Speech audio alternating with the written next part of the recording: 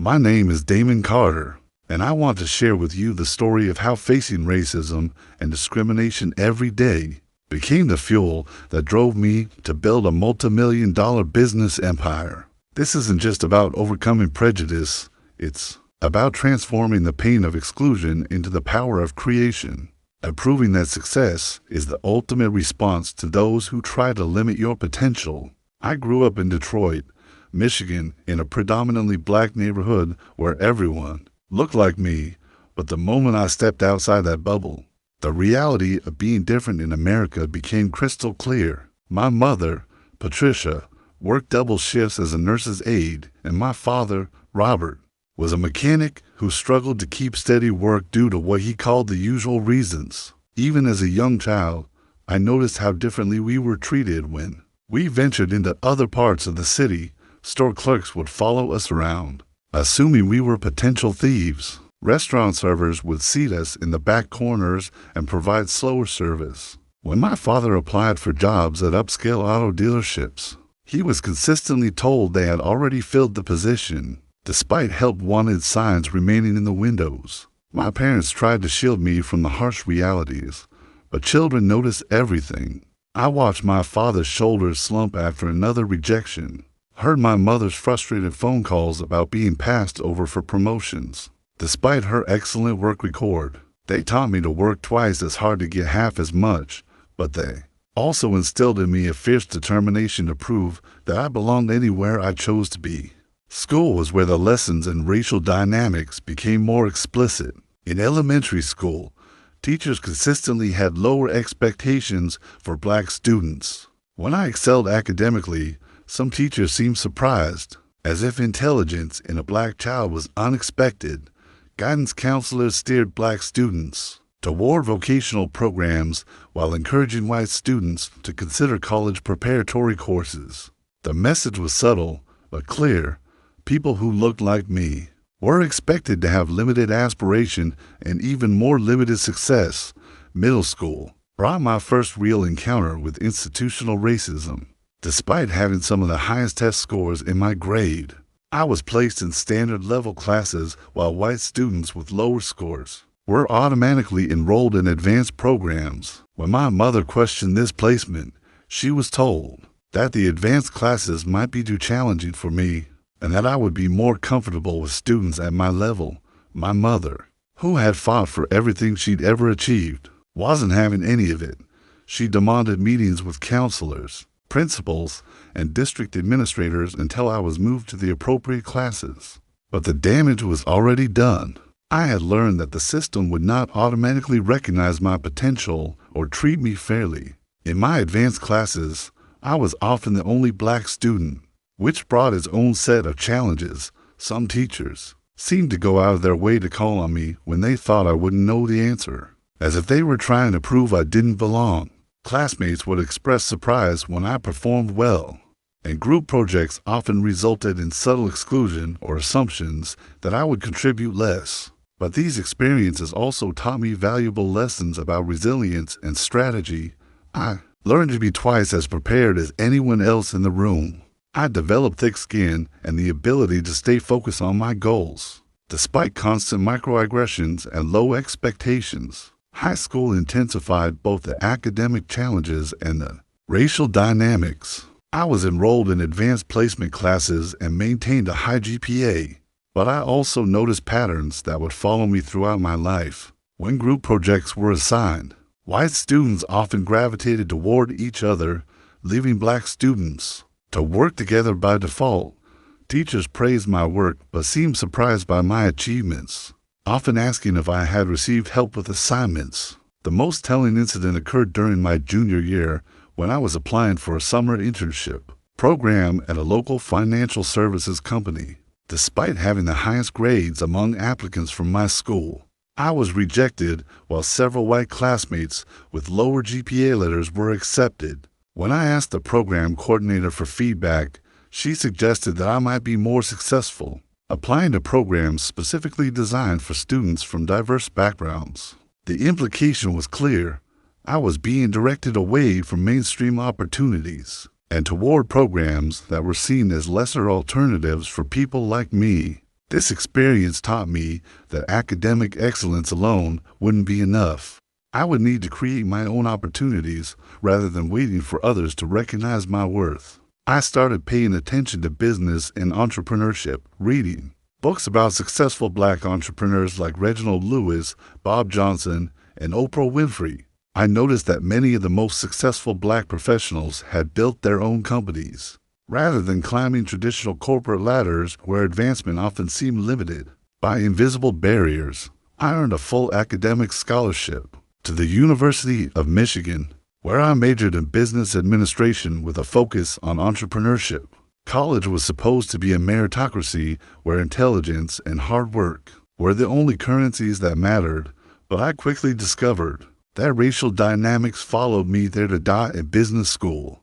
I was often the only Black student in my classes. Professors would make assumptions about my background, suggesting that I must be there on an athletic scholarship or through affirmative action programs. When I participated in class discussions, some classmates would later approach me with surprise, saying things like, "I had no idea you were so articulate," or "You're not like other Black students." Group projects in business school revealed another layer of exclusion. Students would form study groups and project teams based on social connections. That often excluded me entirely. I learned to be proactive about forming alliances and proving my value early in any collaborative effort. But college also provided opportunities that opened my eyes to possibilities I hadn't previously considered. I took courses in entrepreneurship, venture capital, and small business development. I learned about market research, financial modeling, and business plan development. Most importantly, I began to understand that starting my own business might not just be an alternative to traditional employment. It might be my best path to true success and independence. During my junior year, I started a small business providing academic tutoring services to other students. What began as a way to earn spending money grew into a profitable operation.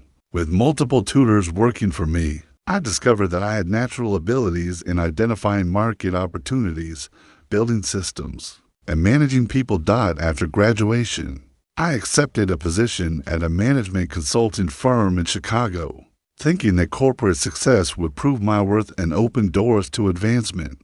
I was eager to apply what I had learned and to demonstrate that I could compete with anyone in a professional environment. The reality of corporate America was both better and worse than I had expected. On one hand, my colleagues were generally professional and competent.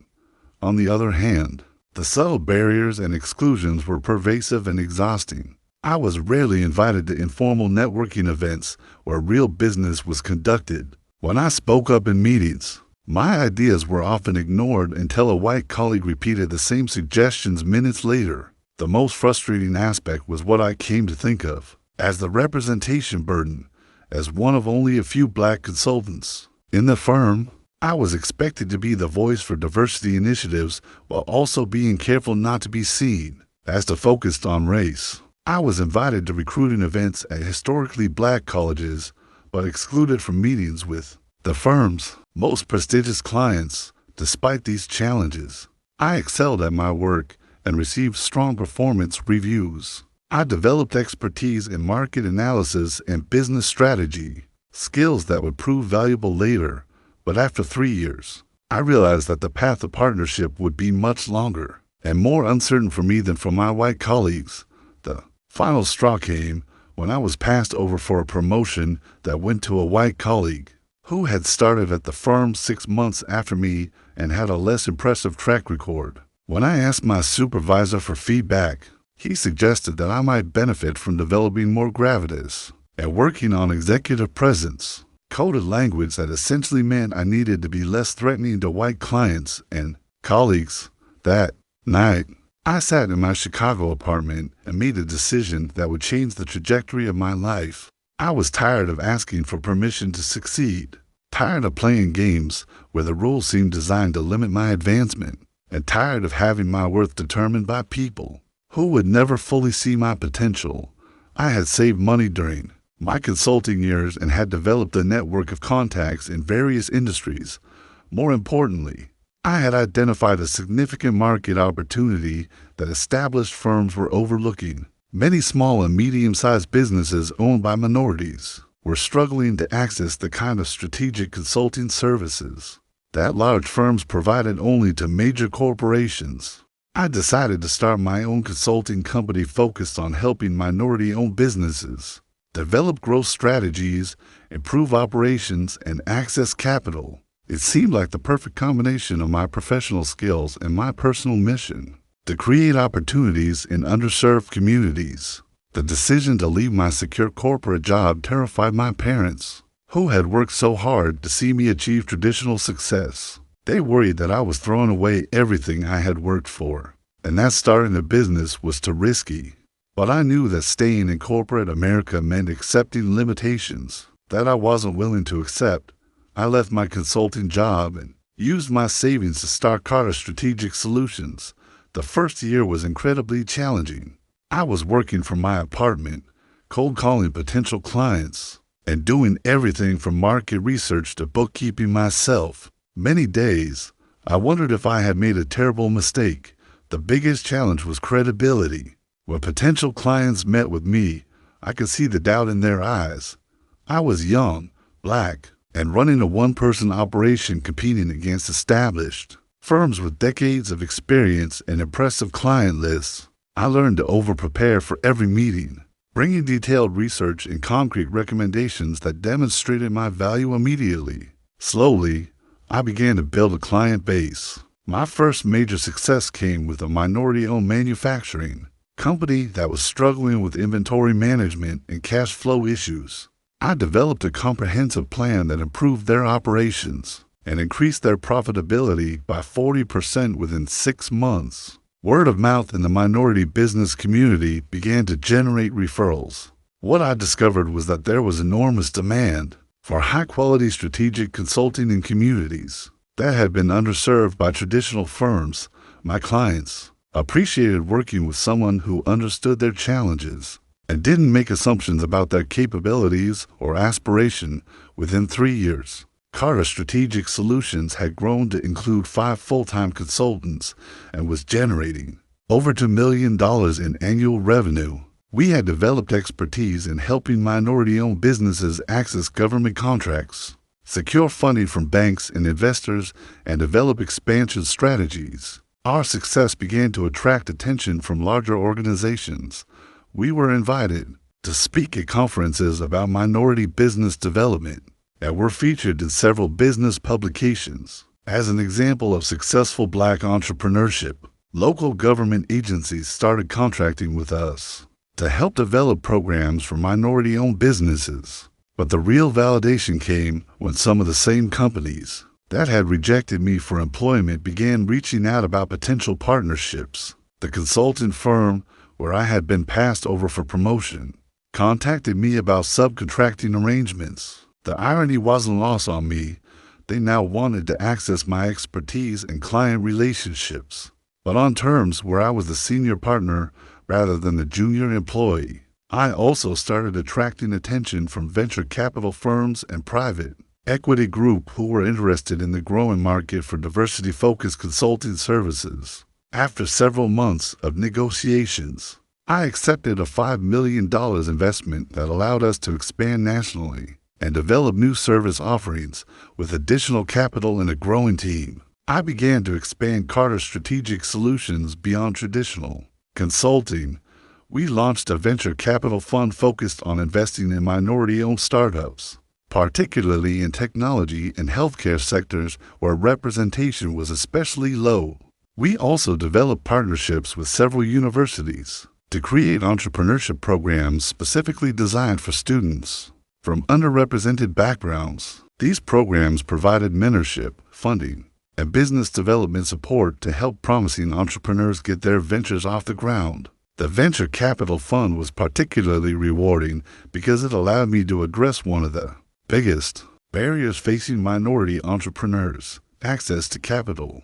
Traditional investors often overlook businesses led by people of color, not necessarily due to overt racism, but because of unconscious bias and limited networks. Our fund intentionally sought out these overlooked opportunities. Within 5 years of launching the fund, we had invested in over 30 startups led by minority entrepreneurs. Several of these companies achieved significant success, including one healthcare technology company that was acquired for $50 million and a fintech startup that went public with a valuation of over $200 million. Today, Carter Strategic Solutions has grown into a business empire worth over $100 million. We employ more than 200 people across multiple offices and have consulted for thousands of businesses ranging from small startups to Fortune 500 companies. Our venture capital fund manages over $50 million in assets and has generated returns that rival the top-tier investment firms. But the metrics I'm most proud of aren't financial. They're about impact. We've helped create over 10,000 jobs in minority communities, supported businesses that have generated more than $1 billion in economic activity, and mentored hundreds of entrepreneurs who have gone on to build successful companies of their own. I've been invited to speak at major universities, serve on corporate boards, and advise government agencies on economic development policy. The same business schools that might have overlooked me as a student now invite me to deliver commencement addresses about entrepreneurship and overcoming barriers. My journey from excluded corporate employee to successful entrepreneur taught me several crucial lessons about racism, resilience, and success. Barriers can become competitive advantages. The exclusion I've faced in traditional business environments forced me to develop unique perspectives and identify underserved markets that others overlooked. Being an outsider gave me insights that insiders never develop. Excellence is necessary, but not sufficient. Working twice as hard to get half as much isn't fair. But it prepared me to compete at levels that many people never reach. When I finally had the opportunity to compete on a level playing field, I was ready. Create your own opportunities. Waiting for others to recognize your worth is a losing strategy. Building something of your own gives you control over your destiny and allows you to create opportunities for others facing similar barriers. Success is about more than personal achievement. Using my platform to help other minority entrepreneurs has been more fulfilling than any personal financial gain. Breaking down barriers isn't just about getting through them yourself. It's about making the path easier for those who come after you. Authenticity is a superpower. Instead of trying to fit into spaces that weren't designed for me, I built spaces where people like me could thrive. Embracing my identity and experiences became a source of strength rather than a liability. If you're reading this and you're facing racism, discrimination, or barriers based on who you are, I want you to know that your current circumstances don't determine your ultimate destination. The people who try to limit your potential are often threatened by what you represent. The possibility that their assumptions about who deserves success are wrong. Don't let anyone convince you that you need to be twice as good to get half as much. Be twice as good to get everything you deserve. And then use your success to change the systems that created those barriers in the first place. Your different perspective, your unique experiences, your outsider status, these aren't weaknesses to overcome. They're strengths that can help you see opportunities that others miss and build solutions that serve communities others ignore. Start where you are with what you have. Build something that matters to you and serves people who look like you, or share your experiences. Excellence will speak for itself, but don't wait for permission to be excellent. Most importantly, remember that your success opens doors for others. Every barrier you break down makes the path easier for the next person who looks like you or comes from where you came from.